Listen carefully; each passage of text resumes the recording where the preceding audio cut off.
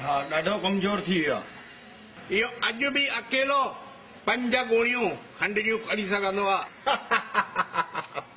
दिमाग़ ख़राब थियो अथव। हे अकेलो 5 गुणियूं खंड जूं खणी सघंदो? सॼी उमिरि थी वई खंड जो धंधो कंदे कंदे। लॻी शर्त 500 रुपया। हा लॻी शर्त। मुझे भी 500 रुपए की शर्त लगी। कढो 500 रुपया। हा अचो तव्हांखे हे अकेलो 5 गोणियूं खंड जूं खणी ॾेखारींदो। हेलो अचो अचो ॾेखारियो। हे रख 1000 रुपया। 5 गोणियूं खंड जूं खणी जल्दी खणी थो अचां।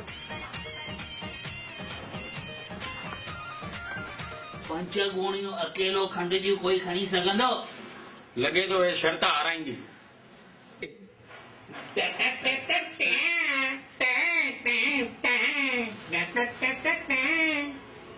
अठो खंडे गोणियूं।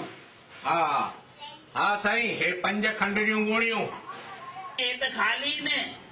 हा मां तव्हां सां शर्त लॻाई साईं। मां तव्हांखे छा चयुमि 5 गोणियूं खंड जूं मुंहिंजो माण्हू खणी सघंदो बराबरि। खाली या भरियल त शर्त ई न हो। हा हा सही ॻाल्हि आहे न सम्झायोसि। हे 5 गुणियूं खंड जूं त आहिनि न। न भाई असा के छेतरे तो असा के 1000 रुपया वापस। पैसा वापसि न मिलंदव। तव्हां ॿाहिरि इहे खंड जूं गोणियूं विछाए वञी सुम्हो। हे वरी खाली गोणियूं खंड जूं खणी आयो अथव। हो सही हो न।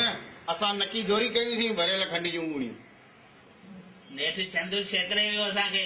ॿिए दफ़े ध्यानु रखंदासीं।